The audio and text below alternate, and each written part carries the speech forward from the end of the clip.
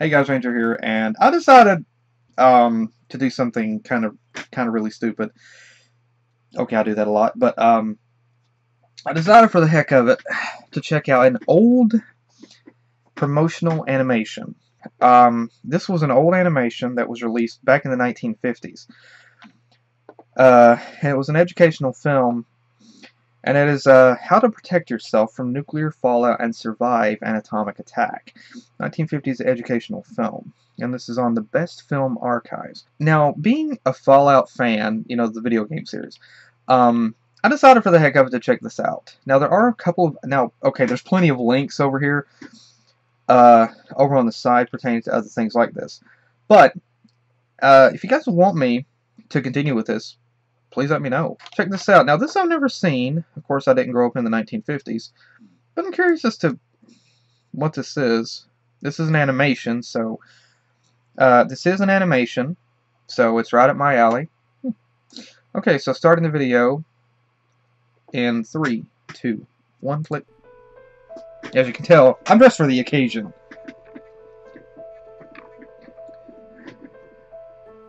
Best Film Archives.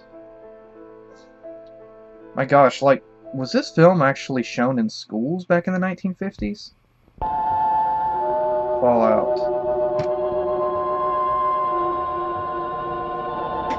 And obviously back in the 1950s there were, a little loud there, when and how to protect yourself against it. This is black and white.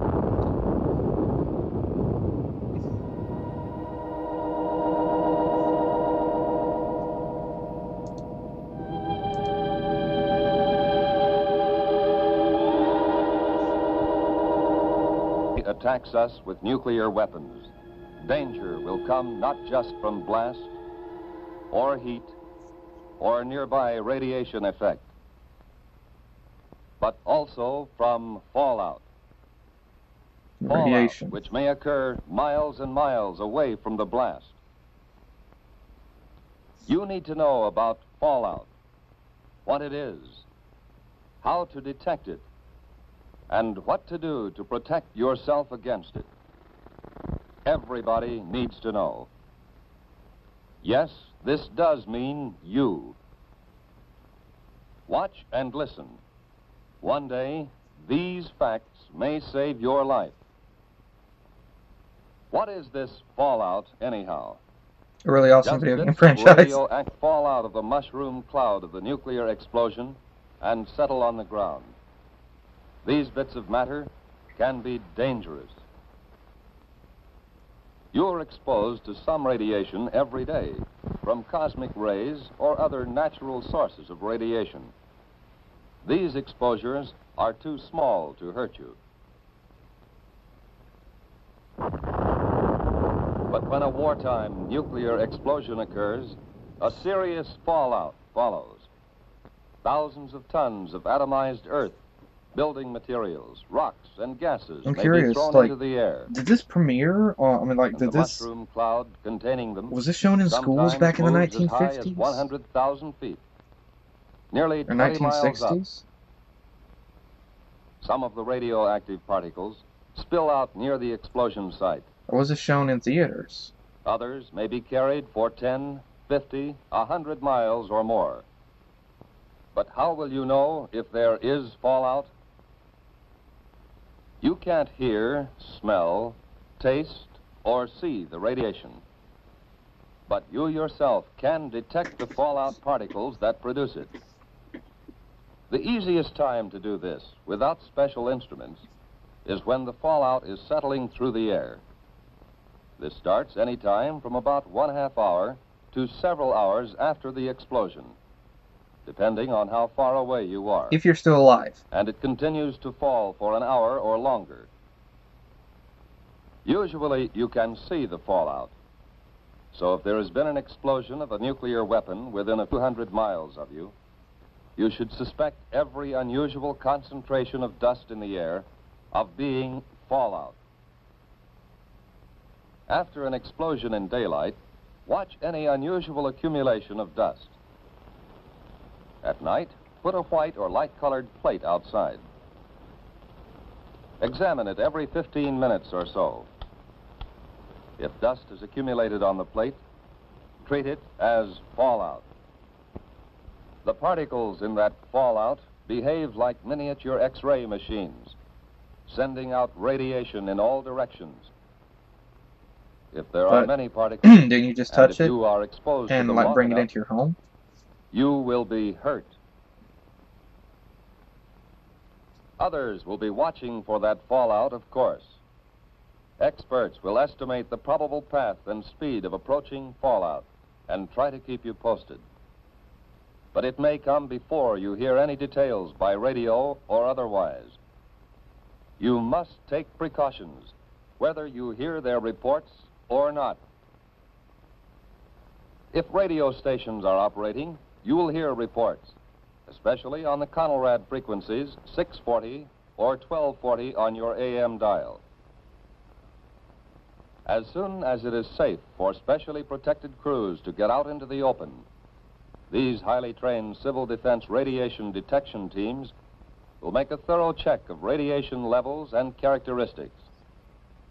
Those facts will be relayed to you by radio as fast as they come into civil defense headquarters in your area. Information from the radiation monitoring teams will be combined and analyzed by experts manning a central radiation control point. These experts, who know just how fast harmful radiation reduces in force, can predict when it will be safe for people to come out of shelters and resume normal tasks. We have warned that you may have to act before you get any detailed reports.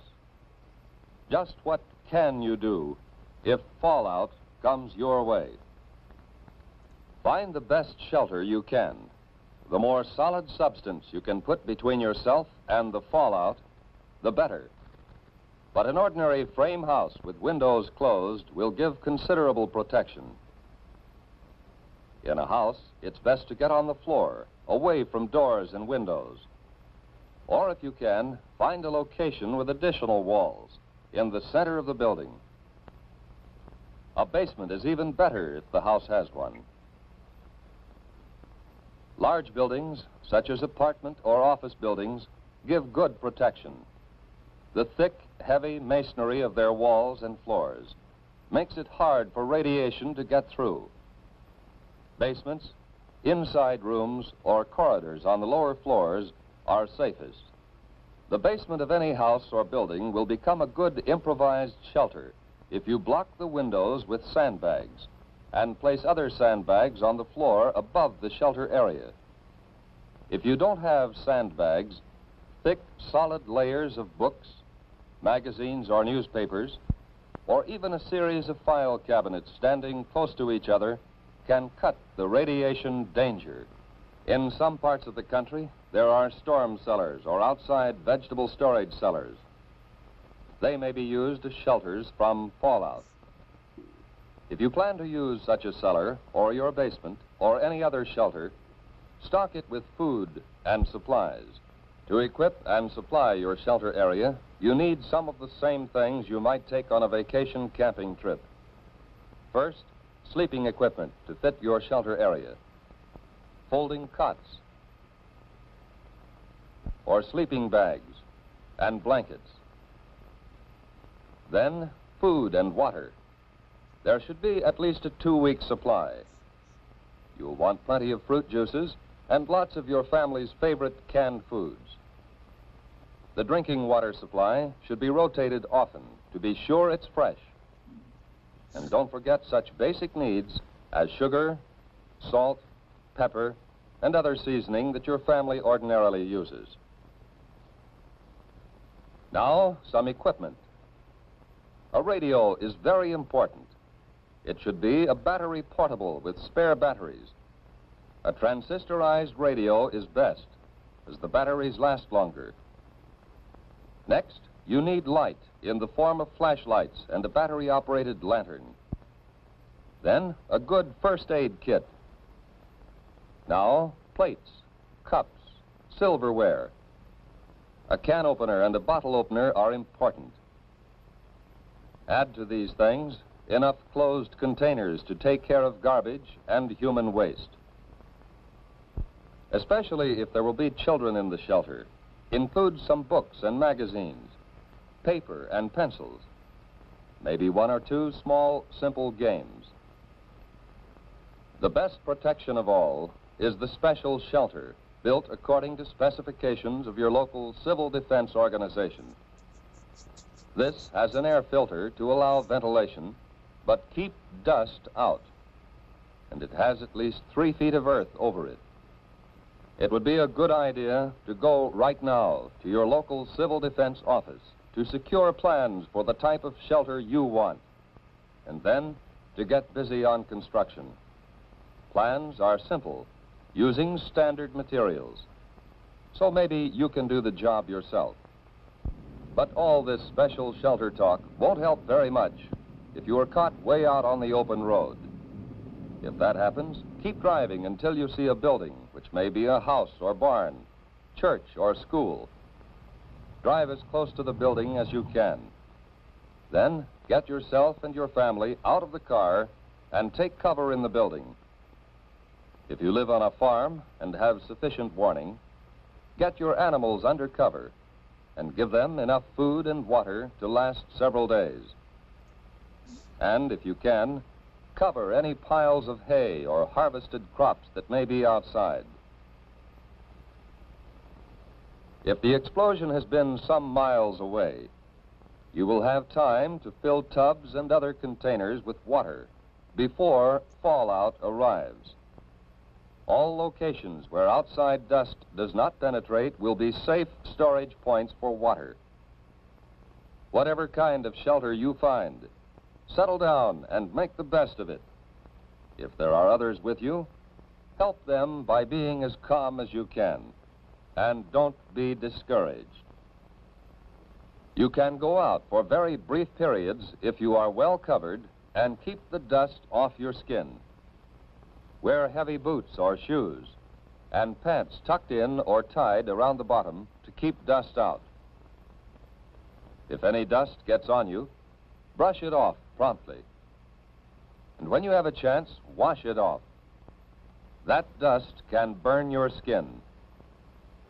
But what happens if you do get exposed to a great deal of fallout? Food or water has been contaminated by the dust. Internal damage may occur.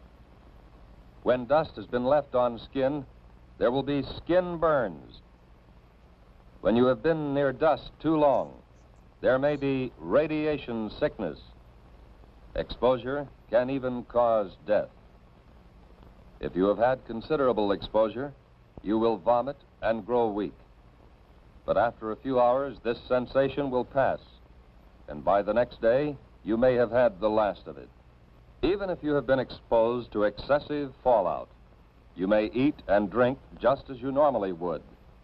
But don't force yourself. Whether you have had these symptoms or not, if civil defense radio announcements have said that radiation has been high in your section, keep an eye on your condition for the next few days. Watch especially for these developments in the 2 weeks following exposure. Return of nausea, sore throat, bruise spots developing without any known reason, loss of hair. These conditions, or nosebleed, or diarrhea, should be reported to a doctor or to the nearest first aid station set up under civil defense plans. Unless civil defense teams have warned that your area is still dangerously radioactive, you can get out and work to help yourself and help others.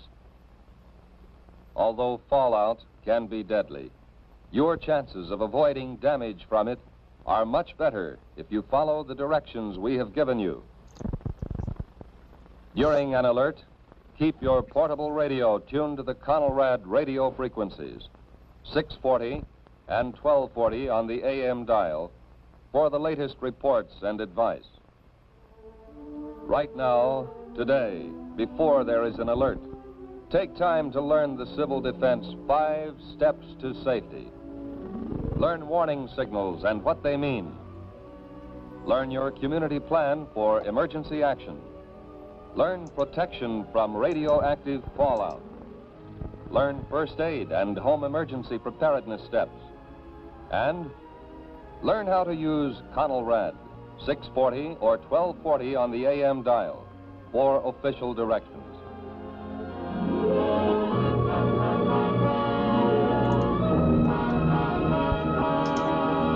Presented by Office of Civil Defense and Mobilization. Well, produced by Creative Arts Studio Inc. Well, I'm very curious. Like,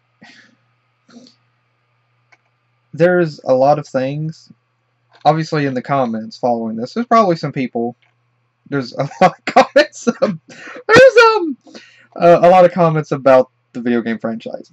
But like, it's interesting that even like as far back as the 1950s, people were concerned with a nuclear fallout, and they had these videos here telling them, helping them, pardon me, to prepare in the event of helping them to prepare in the event of such a disaster. I mean, even today, there's still worry and concern, obviously, over a nuclear fallout. I'm just, some of the things in this video, and of course this was people's beliefs and, you know, ideology, their beliefs back in the 1950s, and obviously, you know, science and medicine hadn't advanced as far, I mean, has advanced a lot since then. But there's some things that like I have to question about this. It makes a mention about fallout itself, about nuclear fallout, and obviously it doesn't say what happens, like it doesn't tell you what to do if you're nearer or closer to an explosion. It doesn't say to get away. It doesn't say what to do. Obviously, being close by within a certain proximity, if in a nuclear explosion, there's the initial explosion to have to worry about. What wasn't completely destroyed in the initial blast, there's the blast of wind, there's the blast of dust, and depending on what was struck, there's other falling debris and other things. Of course, we're talking about a nuclear explosion here, and of course I surmise that there's different sizes of nuclear warheads. I will not look it up because I've heard that if you look up, I've heard that if you just Google nukes, and now whether that's true or not, I don't know. About Googling nukes or binging nukes, that if you look it up, that you'll be put on some sort of watch list. I don't know about that, but you know, better to be safe than sorry. But I do remember seeing in a magazine that right now, different countries have a different amount of nuclear warheads, and put all together, there's enough to pretty much wipe out like the entire surface of the planet. There's enough to wipe out most of humanity, if not completely all of it. But it makes a mention here. Like I said, it doesn't say anything about what to happen if you're near, like where you can go if you're near, what to do, you know, where to go, how far you should go, whether you should leave, whether you should run if there is a warning. It doesn't say what to do if they are evacuating your area because they fear a nuclear strike. It doesn't say anything about that. This just calmly treats it like it's any other thing. And I understand, of course, you know the concept of trying to play it very cool so as not to spark concern, so as not to rile up people's fears. I mean, that's the same way of today. But it treats it like it's just a common, like an allergic reaction, like a brand new disease or something. That it treats it really calmly, and it doesn't say. It treats it like there won't. It kind of makes it seem like or sound like there won't be any loss of life. It says go out and help others. It's like, okay, it's just a storm. We'll just stay in our houses and I'll just go next door and help the neighbors if need be. It's not like it's not saying anything that there could be a major loss of life. It's not saying anything like that. And it says it about the radio. Now, I don't know back then, back in the 1950s, whether or not radio signals in the event of something like that would have been, I don't know if they would have been still functional or not. I don't know if that would still be if that would be probable today. I don't know. I guess it depends. But it says about keep staying inside your house, basically just watching fallout fall like it's snow. And then it says, like, they want you to avoid it, but then they tell you to put a plate outside. They tell you to try to avoid. Now, this is kind of seems kind of contradicting themselves here. They want you to stay inside and don't do anything. But if you see radiation, they want you to actually open the door, expose the air inside your home, expose yourself to that fallout, just to place a plate outside to test it. I would surmise if it's summer and you see particles that may look like snow, theorizing here, then obviously it's not snow. And they want you to expose yourself to that. And then it says that about getting treatment. Then it clearly shows in the animation, obviously. They don't say to put on any sort of gloves or protective layer before touching the plate to test and see, but here you are literally exposing yourself to the very thing they're telling you not to expose yourself to. So it kind of contradicts itself here. I'm pretty sure, I'm pretty sure a glass plate isn't going to protect against that. It says whenever radiation levels are sufficient, that people can go out, crews can go out, as soon as it is safe for specially protected crews to get out. They're going outside without any sort of masks, any sort of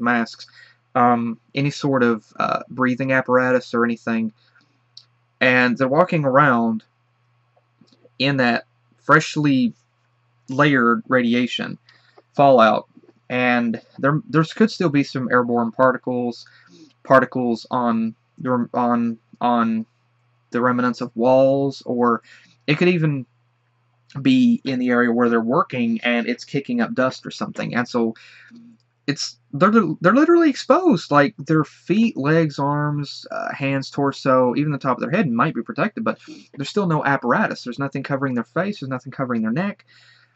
And of course, like I really don't mean to criticize like this back in the 1950s. I really don't. I know that things are different now than what they were then, but it's just like even back then, I wonder if anyone felt that there was a bit of a contradiction with what they were showing. It's okay. Again, they also say as soon as it is safe, they will go out to give a thorough check. So it kind of sounds like they're just basing it like they're not really sure that radiation levels are sufficient or safe enough, so they're just going to send a few guys that are expendable out, and if they croak over or suddenly self-combust, that they'll know it's not safe. And basically the preparations are basically what you would do in the event of a storm, to be honest. If you're expecting a hurricane or something. And then it says to go to your local civil defense and get a shelter. Like, that was back in the 1950s. Like, can that still be done today? Can you actually go to your local civil defense business or building, whatever, and just walk in and say, hey, I was wondering, can I have some plans for my own shelter? Can that still be done today? I mean, seriously. I mean, was this a norm? How many people did that back in the 1950s? Like, really, how many people back in the 50s and 60s actually did that?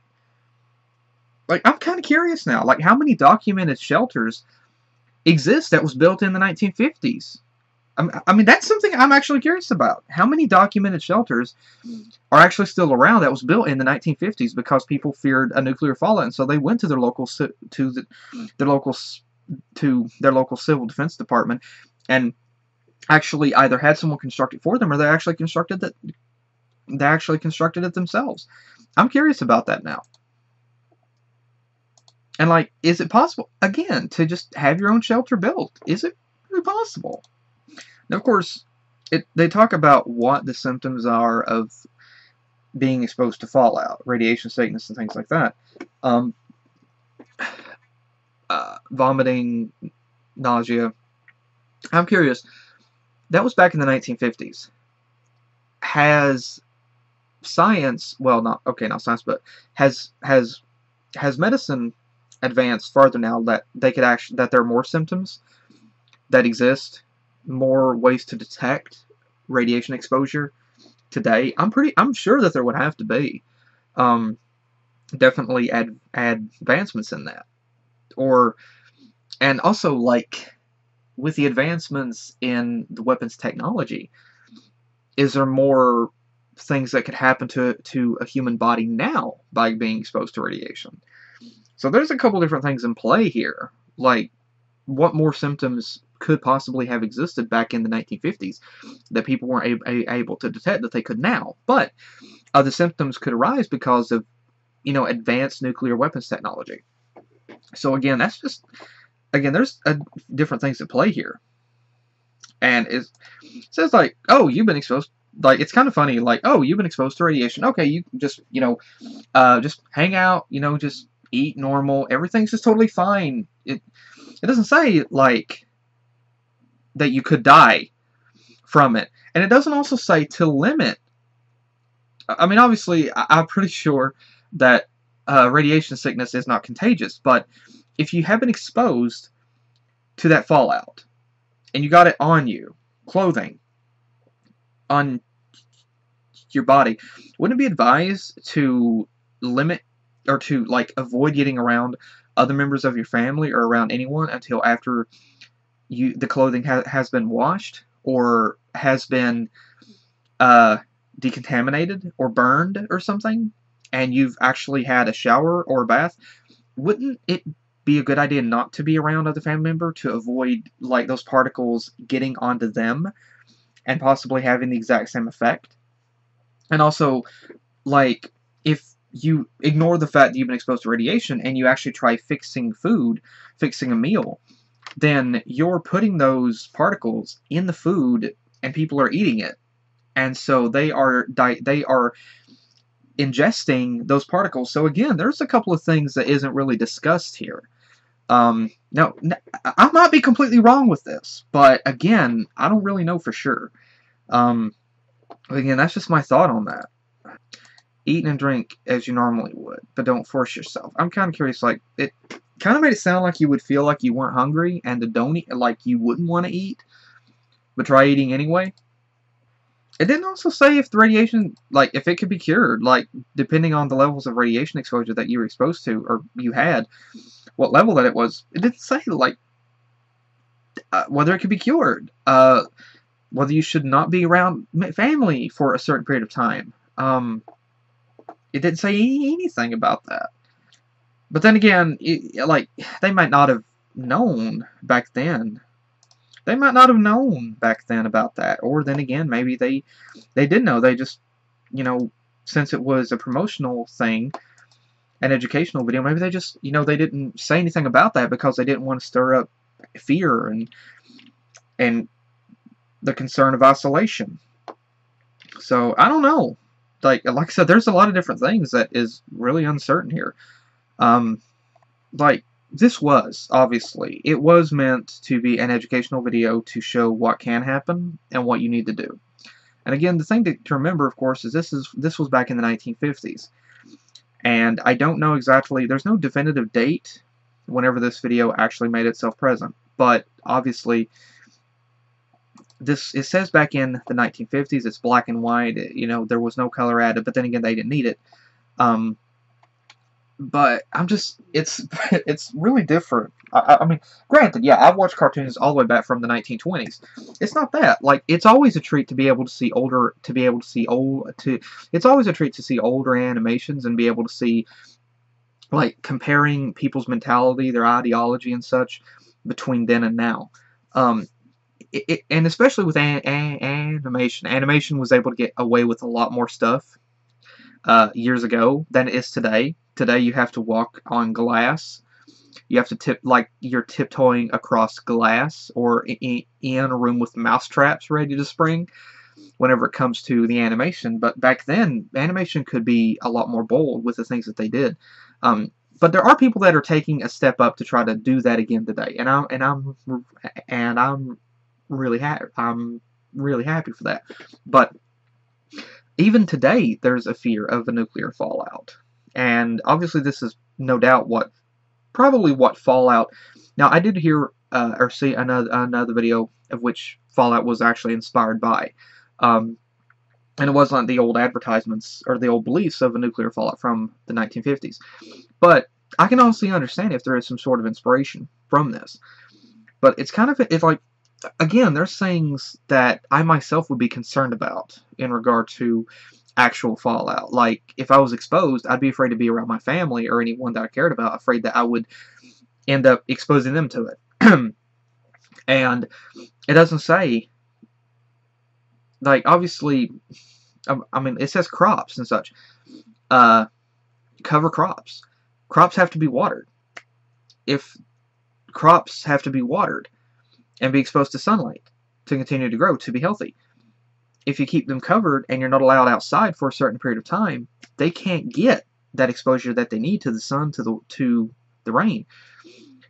And so there's still a chance that you could lose those crops. And animals, it said, keep enough food for them for like at least several days. You can't lose your pets. You can't lose your livestock. So, again, there's things here that just doesn't really make a whole lot of sense. Or rather, it's just brief things, and there's not a full disclosure. There's not a lot of exposition with it. And this was back in the 1950s, and obviously science and medicine has advanced so much farther from then till now. And so there's things that people know more about, we know more about medicine and about science then than we do now. There's also has been advancements in weapons technology, obviously. But, again, there's still, I'm wondering, did the things, like I mentioned, is that a real threat? And if so, why wasn't it mentioned in this animation? Why did they not mention this? Was it because they were afraid that it would instill fear and panic into people? And so they kept it a secret to try to play it off as something casual? Or did they not know about it back then? Was it not a concern? And again, things like being able to go to your local civil defense department. Can you still go to a place like that now? Can you just email your government and say, yeah, I need plans for a fallout shelter? Like, can that really be done today? And again, I've never heard anything about anybody finding or anybody having any... I've never heard anything about anybody having any documented shelters in their backyard from the 1950s.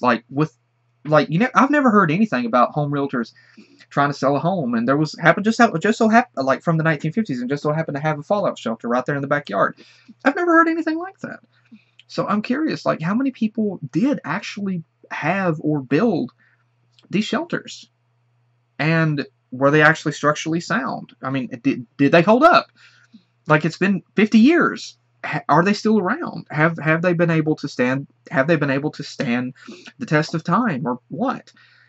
And there's, like I said, this actually brings up a lot of questions, and it's interesting. Look, it's an interesting glance back into the minds, the beliefs, the ideology, the concerns, and the fears of the 1950s. And of course, we can, you can look back and think, well, the 50s, 60s, 70s, 80s, they were simpler times. They weren't easy. They weren't like the simplest of times, but some people, I mean, every single era, every single generation has its problems. Every single generation and era has its fears. And ours now in the 2000s, whenever, I mean, heck, if we make it to like 2020 something, 2030 something, I'm sure there'll be different fears and concerns then than what there is now. Every single generation is different. You had the 50s, you had the 60s, you had the 70s, the 80s, 90s, and every single one is defined. I mean, it was a decade, and I'm just, again, it's interesting to glance back and to see that, and like you can glance back and think of the concept, like it did seem simpler, and like I said, it wasn't perfect. No decade was perfect, but it's always interesting to go back and think about that. So again, it's always interesting to go back in time to see something like this and to, be transported back in time. And like I said, I wasn't even around in the 50s. I was not born anywhere near the 50s. But it's always interesting to go back and into that timeline, to travel back in time, to be able to see, be able to experience that. Even for just a brief period. And that, the same thing goes for the 60s, the 70s, the 80s, things like that. Like the 1920s, the 30s, 40s. So, yeah. But again, let me know what you guys think. Like, what do you think about this animation? What are your thoughts on that? And again, I know there's Fallout fans, so Fallout fans, yay! High five to all Fallout fans out there. But again, like, let me know what you guys think. Like, I know I'm probably wrong on some things, so please let me know if I am. Please don't hesitate to let me know if I'm wrong. And I apologize if I am. But again, let me know what you guys think, what your thoughts are on this. And again, if you have anything to discuss, to debate, please keep it civil. Like, I don't really want to, please don't, like, be hating each other, or spamming each other here. Please try to be civil, okay? But again, let me know what you guys think. And again, thank you guys again for joining me. Hope you enjoyed. And let me know what you guys think about this. What you guys think, and how far things have advanced. Like, and again, if any of you have heard about or know of anyone that have done any of the things I talked about here, let me know. Just, like, let me know. Like, if there's a video of somebody finding a fallout shelter in someone's backyard, point me to it. But again, thank you guys again for joining me, and I will see you guys hopefully in the next video that I do. Take care.